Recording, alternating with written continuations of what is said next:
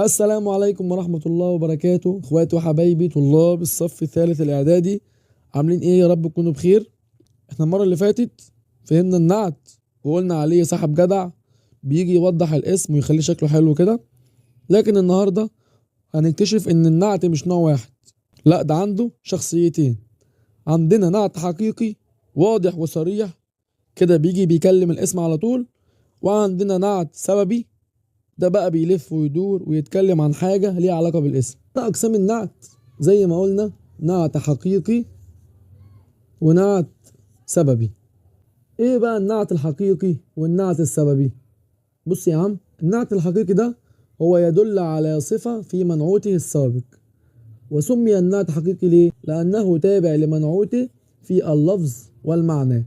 يعني إيه الكلام ده؟ مش فاهم برضه. بص يا عم، لما أجي أقول لك جاء محمد الكريم، فين النعت؟ هتقول لي كلمة الكريم. فين المنعوت؟ هتقول لي كلمة محمد. حلو جدا، ده المنعوت وده النعت. لو جيت سألتك وقلت لك مين اللي كريم، هترد عليا وتقول لي محمد هو اللي كريم، صح؟ وانا مغمض كده على طول، ده كده اسمه نعت حقيقي. طيب لو جيت قلت لك مثال تاني: رأيت فتاة مهذبة، فين النعت؟ هتقول لي النعت كلمة مهذبة. فين المنعوت؟ هتقول لي كلمة فتاة. حلو أوي.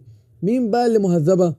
المهذبة الفتاة، وأنا مغمض على طول، اسمه نعت حقيقي. نخش على النوع اللي بعده: النعت السببي. إيه النعت السببي ده؟ قال لي هو الذي يدل على صفة في اسم متأخر عنه مضاف لضمير المنعوت السابق. يعني ايه الكلام ده؟ ركز معايا. لما اجي اقول لك جاء الرجل الفائز اخوه، فين النعت؟ هتقول لي كلمة الفائز. فين المنعوت؟ هتقول لي كلمة الرجل. بس استنى، هنا بيقول لي جاء الرجل الفائز، مين اللي فائز؟ الراجل نفسه هو اللي فائز ولا اخوه؟ لا، عندنا هنا بقى اخوه هو الفائز. يبقى الصفة دي بتاعت مين؟ بتاعت اخوه، مش بتاعت الرجل. طب لما اجي اعربها ازاي؟ بص يا عم، هنقول جاء فعل ماضي مبني على الفتح، والرجل هنا فاعل، والفاعل دايما مرفوع بايه هنا؟ مرفوع بالضمة. والفائز هقول نعت عادي، والنعت بيبص على الكلمة اللي قبله ويغش منه، مرفوعة بالضمة، يبقى برضو نعت مرفوعة بالضمة. طب واخو دي هنعرفها ايه؟ اول ما اشوف الكلمة اللي بعد الصفة اقول عليها فاعل، والفاعل طبعا هنا مرفوع، وده اسم من الاسماء الستة، اوعى تنسى. مرفوع بمين؟ جدع، مرفوع بالواو. طب والهي الصغيرة ده نعمل فيها ايه؟ قال لي نعربها ونقول عليها ضمير مبني في محل جر ايه؟ مضاف اليه. ناخد كمان مثال: سمعت المعلم المفهوم شرحه. تعالى كده قول لي فين المنعوت وفين النعت؟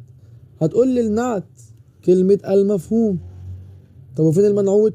كلمة المعلم. حلو قوي، ده كده نعت، والنعت يعني صفة. حلو قوي. الصفة دي بقى بتاعة المعلم ولا بتاعة شرحه؟ هو ايه اللي مفهوم؟ المعلم هو اللي مفهوم ولا شرحه هو اللي مفهوم؟ لا، كلمة شرحه طبعا هي اللي عايدة عليها الايه؟ هي اللي عايدة عليها الصفة.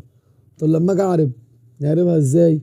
هنقول سمع فعل ماضي، والتاء تاء الفاعل، والمعلم مفعول به منصوب بالفتحة، والمفهوم نعت، والنعت بيغش من الكلمة اللي قبله، لو منصوبة منصوبة، لو مرفوعة مرفوعة.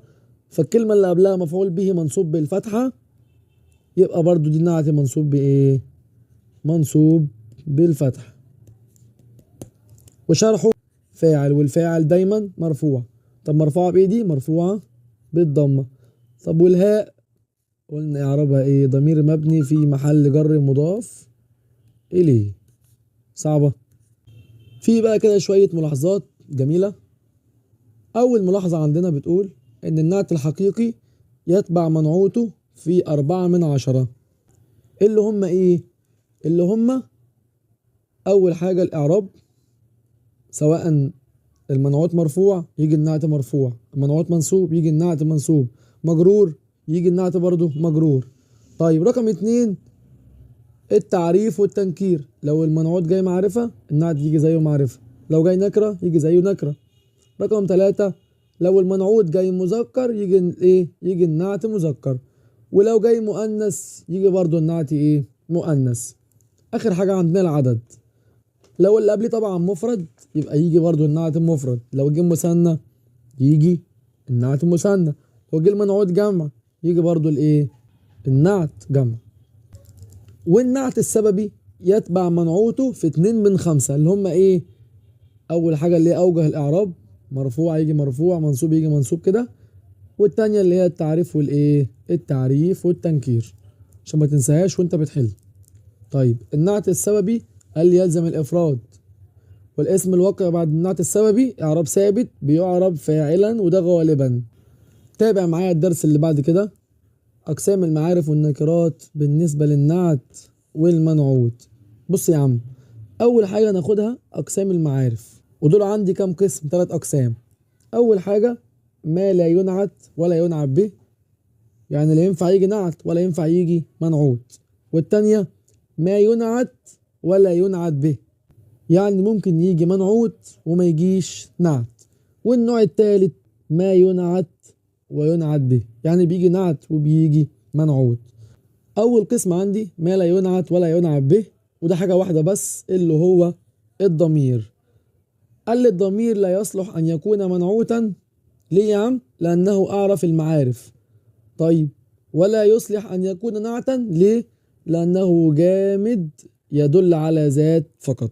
ينفع مثلا اجي اقول لك حضر العالم هو وتقول لي هو نعت؟ طبعا غلط. نرجع للنوع الثاني وهو ما ينعت ولا ينعت به، يعني ينفع يجي منعوت وما ينفعش يجي نعت. وده برضو حاجة واحدة اللي هي العلم. زي لما اجي اقول لك مثلا جاء محمد هذا، جاء فعل ماضي ومحمد ايه؟ ومحمد فاعل. طب وكلمة هذا، هذا دي اعرابها ايه؟ اعرابها نعت. لو تاخد بالك محمد اسم علم جت منعوت. والمثال اللي بعده وجاء محمد الذي نجح، محمد برضو اسم علم جه منعوت. نيجي للنوع الثالث وهو ما ينعت وينعت به، يعني ينفع يجي نعت وينفع يجي منعوت. ودول عندي 4 حاجات. أول حاجة عندنا اسم إشارة، بعد كده اسم موصول، بعد كده محلى بأل، بعد كده المضاف. أول حاجة عندنا اسم إشارة. إيه هي أسماء الإشارة؟ طبعا كلنا عارفين هذا، هذه، وهؤلاء وأولئك. لو جينا مثلا قلنا جاء هذا الطالب، جاء الطالب هذا. فين النعت؟ هتقول لي كلمة الطالب. فين المنعوت؟ هتقول لي كلمة هذا. خش كده على المثال اللي بعده. فين النعت؟ هتقول لي كلمة هذا. فين المنعوت؟ كلمة الطالب. يبقى عندنا كلمة هذا جت مرة منعوت وجت مرة نعت. خش على النوع اللي بعده. لما اجي اقول لك فاز الذي ذاكر، والمثال التاني فاز الطالب الذي ذاكر. الذي هنا جت منعوت والذي هنا جت نعت، يبقى اسم الموصول بيجي نعت وبيجي منعوت.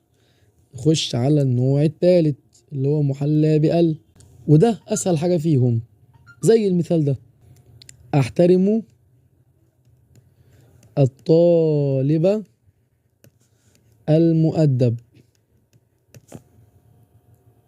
المؤدب هنا نعت، حلو أوي. والطالب هنا منعوت. المنعوت في ألف ولام، والنعت برضو في ألف ولام.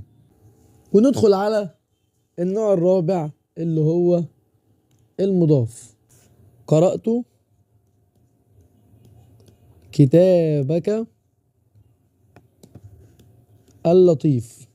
المثال الثاني: فهم الطالب صاحب العلم. لو جينا نبص على المثال الأول هتلاقي المضاف والمضاف إليه كلمة كتابك، والمثال الثاني المضاف والمضاف إليه صاحب العلم. كتاب نكرة والكاف الضمير ده معرفة يدينا مضاف ومضاف إليه، وصاحب نكرة والعلم معرفة يدينا برضو إيه؟ مضاف إليه. المثال الأولاني المضاف إليه والمضاف جم منعوت، والمثال التاني جم نعت. رقم 2 بقى عندنا أقسام النكرات.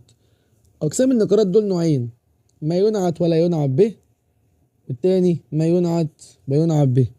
طيب أول حاجة قال لي ما ينعت ولا ينعت به اللي هو الإيه؟ اسم الجنس الجامد. زي إيه مثلا؟ زي لما أجي أقول لك كده: استظللت بشجر عال. تعالى معايا كده عند كلمة بشجر دي كده. كلمة شجر دي جت منعوت صح؟ طب ينفع أجيبها نعت؟ يعني ينفع مثلا أقول استظللت بعال شجر وأقول لك شجر دي نعت؟ طبعا لأ، شجر دي كلمة نكرة جامدة ما ينفعش أجيبها نعت. طب ينفع تيجي منعوت؟ ينفع تيجي منعوت. ناخد كمان مثال: ذقت تمرا لذيذا. تعالى معايا كده عند كلمة تمرا. تمرا دي كلمة نكرة جامدة ولا مش جامدة؟ جامدة. ينفع تيجي نعت؟ لا. طب بتيجي ايه؟ تيجي منعوت، وبرضو بنعرفها بطريقة احسن. كلمة شجر دي ينفع تكون صفة؟ طبعا لا. يعني ينفع مثلا اقول مررت بالانسان الشجرة؟ ما تنفعش، ما تمشيش. نفس الكلام برضو هنا.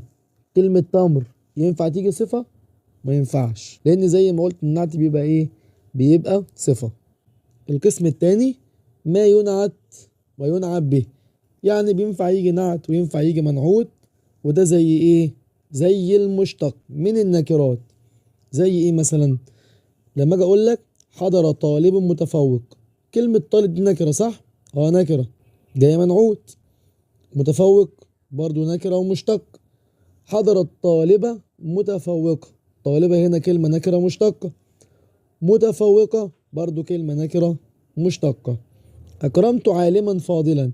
كلمة عالم هنا برضو اسم نكرة مشتق، وفاضلا برضو نكرة مشتق. في بقى ملحوظة صغيرة مهمة جدا لازم تعرفها: إن اسم الجنس هو الذي يفرق بينه وبين مفرده بالتاء المربوطة. يعني إيه الكلام ده؟ يعني مثلا كلمة شجرة ده مفرد، الجمع بتاعها إيه؟ كلمة شجر. شال منها التاء؟ شال منها التاء. نفس الكلام برضو مع كلمة تمرة. تمرة ده مفرد. طب لما اجي اجمعها هتبقى تمر، عمل ايه؟ شال منها التاء. وبكده نبقى انتهينا من درس النعت، واتمنى من الله ان يعني يكون الكل فهم وحل كتير عشان تثبت الدرس. ولو في اي حاجة وقفت معاك ابعت لي على طول وانا معاك، وما تشيلش اي هم. وما تنساش اللايك، تشترك في القناة عشان يوصلك كل جديد. والسلام عليكم ورحمة الله وبركاته.